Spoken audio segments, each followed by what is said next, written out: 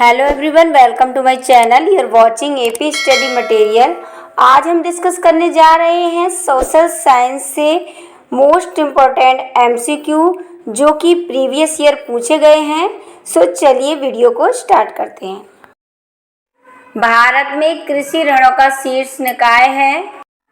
Option A भारतीय reserve bank, B भारतीय state bank, सी राज्य सहकारी बैंक, डी राष्ट्रीय कृषि एवं ग्रामीण विकास बैंक। राइट आंसर डी राष्ट्रीय कृषि एवं ग्रामीण विकास बैंक। नाबार्ड की स्थापना 2 अक्टूबर 1982 ईस्वी को की गई।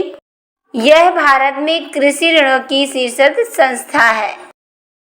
नेक्स्ट क्वेश्चन, निम्न में से किसे ब्रेटन वुड्स ट्विन के नाम से जाना जाता है?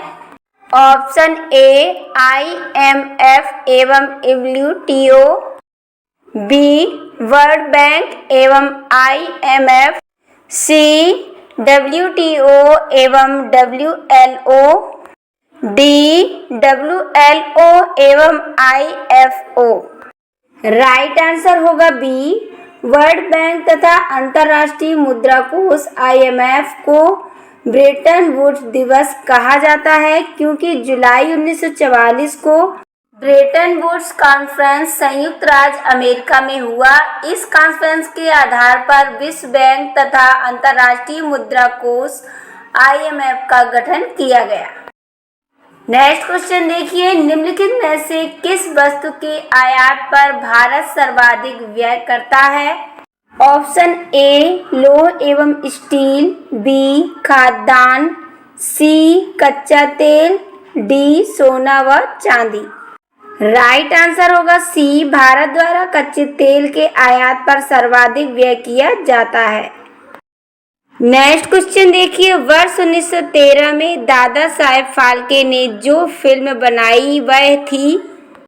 Option A CID, B hanging garden, C Raja Harishchandra, D guest house.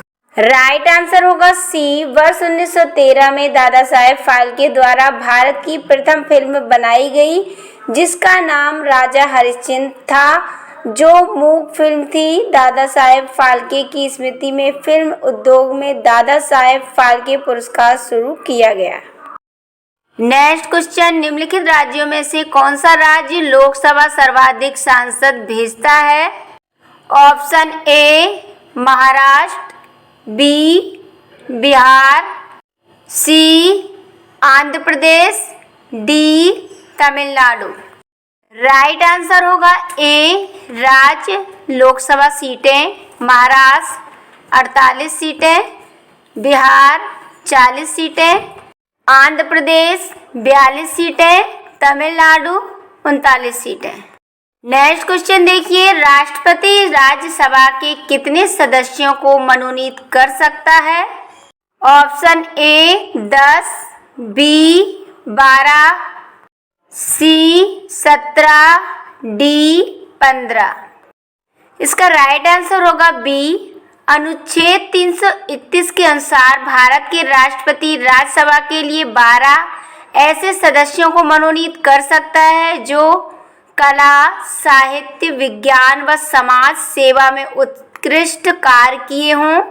उल्लेखनीय है कि राष्ट्रपति द्वारा राज्यसभा में सदस्यों को मनोनीत करने का अधिकार आयरलैंड के संविधान से लिया गया है। नेक्स्ट क्वेश्चन देखिए, सामाजिक सुरक्षा की व्यवस्था जिस विचारधारा का मूल सिद्धांत है वह है? ऑप्शन ए हस्तक्षेप सिद्धांत, बी कल्याणकारी सिद्धांत, सी बहुलवादी सिद्धांत, डी विकासवादी सिद्धांत। राइट आंसर होगा बी सामाजिक सुरक्षा की व्यवस्था कल्याणकारी राज्य के सिद्धांत का मूल लक्ष्य है। नेक्स्ट क्वेश्चन देखिए, मंगला तेल कुआं स्थित है? ऑप्शन ए हरियाणा में, बी राजस्थान में, सी गावा में, डी असम में। राइट आंसर होगा बी मंगला तेल क्षेत्र राजस्थान के बाड़मेर जिले में स्थित है। जनवरी 2004 ईस्वी में इन तेल क्षेत्रों की खोज की गई थी। नेक्स्ट क्वेश्चन देखिए, चुनावों में आदर्श आचार संहिता किस तिथि से प्रभावी होती है? ऑप्शन ए अधिसूचना की तिथि से, बी नामांकन भरने के अंतिम दिन से, सी उम्मीदवारी वापस लेने की अंतिम तिथि से, डी चुनाव आयोग द्वारा चुनाव कार्यक्रम की घोषणा की तिथि से। राइट आंसर डी, चुनाव आयोग द्वारा चुनाव कार्यक्रम की घोषणा के दिन से ही आचार संहिता लागू हो जाती है। आचार संहिता में नैतिक आचरण से संबंधित बिंदु शामिल किए जाते हैं कि चुनाव समय चुनाव प्रत्याशी द्वारा कौन से आचरण को नहीं अपनाने चाहिए। नेक्स्ट क्वेश्चन देखिए, निम्नलिखित में से कौन संविधान सभा की सदस्य नहीं थी? Option A G Durgabai Deshmukh, B Shrimati Hansa Mehta, C Shrimati Renuka Ray, D Vijayalakshmi Pandit. Right answer D, Shrimati Vijayalakshmi Pandit संविधान सभा की सदस्य नहीं थी। एक वर्ष 1953 में इन्हें संयुक्त राष्ट्र महासभा की प्रथम महिला सभापति के रूप में चुना गया।